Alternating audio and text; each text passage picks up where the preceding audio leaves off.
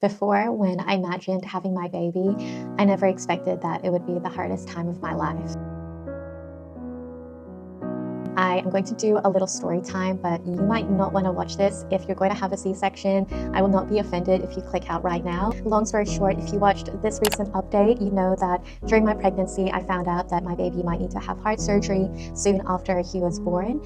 It had been up in the air for many, many months during the pregnancy, and we would only know after he was delivered. So my husband and I have been bracing for that possibility. When I went in for an ultrasound scan, the maternal fetal medicine specialist was like, how do you feel about delivering the baby next week in around 5 days? So both my husband and I were not expecting that to happen so early, and we were both in a state of shock. By the end of that appointment, the C-section was booked and the baby was coming early. I spent the last few days of my pregnancy just honestly having a great time. Like, I went to eat at all my favorite spots, and we did the finishing touches to the nursery, and we were just trying to keep calm and mentally prepare for the big day. Now, the C-section day came. It was cold, it was rainy and windy, and it just felt so surreal thinking to myself that I'm going to meet my baby today. There was excitement, but unfortunately, I think with everything going on, I had so much anxiety, mainly about my baby's heart, of course. But I was just so scared about the surgery. I didn't imagine having a C-section. I wanted to deliver naturally. That was definitely my preference. But I had also accepted early on in my pregnancy that I felt like the decision was not wholly in my control. I mean, I thought I had accepted it, but I do still hang on to a lot of, I think, sadness that I couldn't deliver my baby naturally. Anyway, we arrived at the hospital in the morning and we went through the prep.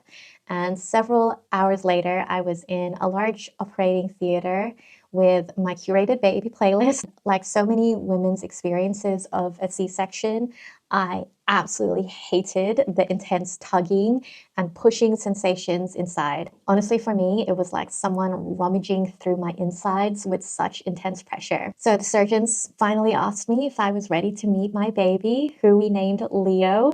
And of course, I was ready. And the surgeons held up Leo, who was screaming and crying, and they took him aside, and my husband went to make sure he was okay. So before the big day, we obviously talked about what we wanted to happen on the day. So my husband and I agreed that he should follow our baby to the NICU. So NICU, if you don't know, it stands for Neonatal Intensive Care Unit. Now, before the big day, my doctors had already told me that skin-to-skin contact with my baby might not be possible. I was honestly really sad about that, but I'm just so happy that I had the opportunity to hold Leo in my arms, even if it wasn't skin to skin. But while I was holding Leo, I started to feel really off. I wasn't sure whether it was just the pressure of the surgery getting to me. I was just starting to feel very faint, and I didn't feel like I had the energy to even articulate how I was feeling. I could only muster enough energy to tell Key, so my husband, to hold the baby because I was scared that I was going to drop him. I could then hear one of the doctors saying to Key that they were going to take Leo to the NICU and the surgeon was going to close me up. So Key and I said our goodbyes, and I was alone in the room with the surgeons. Now, the tugging pressure ramped up to a point where I just felt like I was really struggling to get through it. I was just wishing for it to be over soon. I then heard the surgeon say that there was a bleeder, which they were trying to find. And the anesthetist asked the surgeon how long it would take.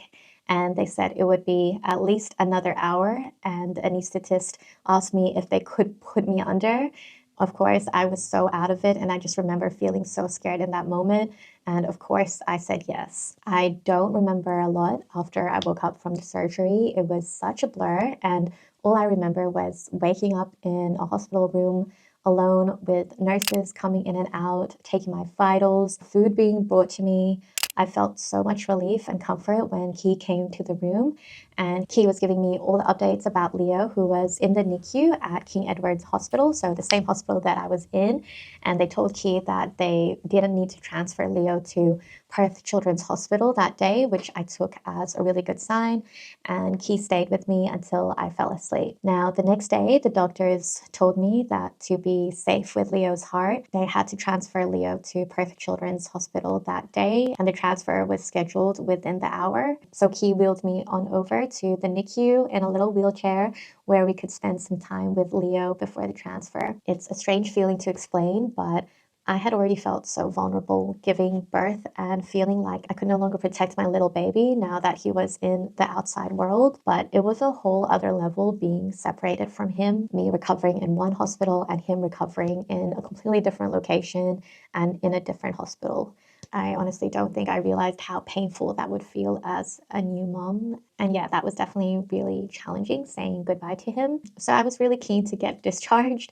And after 3 nights, I was out of there. Honestly, my recovery has been really challenging and slow because I also lost so much blood during my surgery and had to get an iron infusion. But anyway, I was discharged from the hospital and we stayed all day, every day in the NICU at Perth Children's Hospital with Leo. Now, I'm so thankful that there were no restrictions on parent visiting hours at the NICU.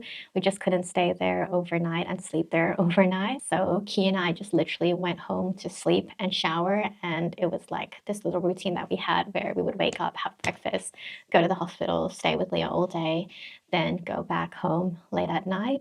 And it honestly broke my heart a little every time we said goodnight to him. And I know that might sound so silly and dramatic, but it was just a wild experience going from holding and carrying my baby for months and then saying goodbye to him and leaving him alone in a hospital. It was hard, okay? It was honestly so much harder than I expected. And I'm sure my postpartum hormones and emotions definitely played a big part in how unstable I was feeling during that time. Now, the first scan, which was taken of Leo's heart, showed that heart surgery was not needed at the moment, but they were going to keep scanning his heart. And a few days later, another scan was taken and his heart surgery was booked the very next day.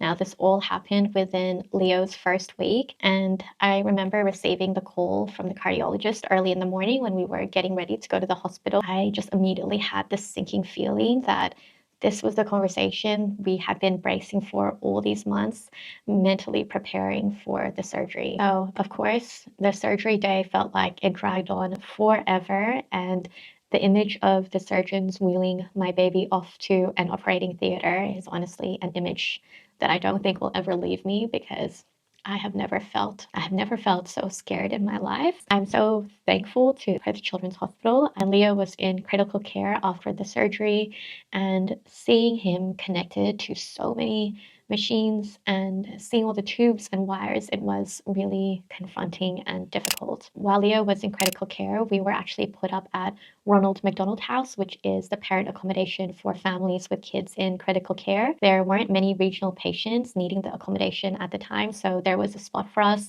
and it meant the world to us to be able to spend every day and every night with Leo while he was recovering from his surgery. And, having the convenience of not having to drive back home and back and forth, it was really a blessing to have that accommodation. And we also connected with so many families who were experiencing similar things, which was really special. After some time in critical care, we were eventually transferred to the NICU, which was so exciting, as crazy as that sounds. But Leo was doing so well that we also did a trial night at the hospital where we were basically set up in a room on our own with Leo. And it was just a really helpful experience because I think we felt so much anxiety about whether we would be okay if we brought him home. I mean, he just had like a massive heart surgery. So obviously the anxiety of like being responsible for this tiny little baby, I felt like was really amplified for me. Like I was scared before about the idea of bringing home a baby, let alone a baby recovering from heart surgery. So in the end, we spent several weeks in the hospital before Leo was discharged. And I'm so, so happy that we are all home together. I think that considering everything that Leo has gone through, it was a shorter stay at the hospital. And I'm just so grateful. I had really been dreaming of coming home together and wishing for it every day while we were in the hospital. Obviously, this wasn't the start to parenthood that I had imagined, but I am really grateful that we're home with our baby. I think experiences like this offer me perspective that I know that I wouldn't have, like what's truly important in life. And it also made me so aware and grateful for all of the support that we have around us. Like our family and friends showed up for us day in and day out, you know, meal prepping and dropping food and bubble tea to us and dropping off care packages to us, taking care of our home while we were in the hospital. And of course, this experience really strengthened my and Key's relationship. I think going through this together and being there for each other, I think when one of us was crumbling, the other was there to lift our spirits, and vice versa. I haven't felt closer to Key, and seeing Key become a dad has just unlocked like a whole new level of love, respect, and admiration I have of him. And I think this experience has really taught me to advocate for my baby and ask all the questions and ask for second opinions because I'm his mom and that's my job. So going forward, we'll have to continue monitoring Leo's heart. So we have regular appointments with the cardiologist, but I already know that Leo is the bravest little boy. He has been so resilient. And when I feel myself feeling anxious about his heart and how it's tracking and the next cardiologist appointment looming over our heads, I really find my strength in my baby and just think about how brave he has been. Anyway, that is the end of the update. I'm so grateful to you for being here and supporting me and my new family of 3. I really appreciate you, and I will see you in the next one.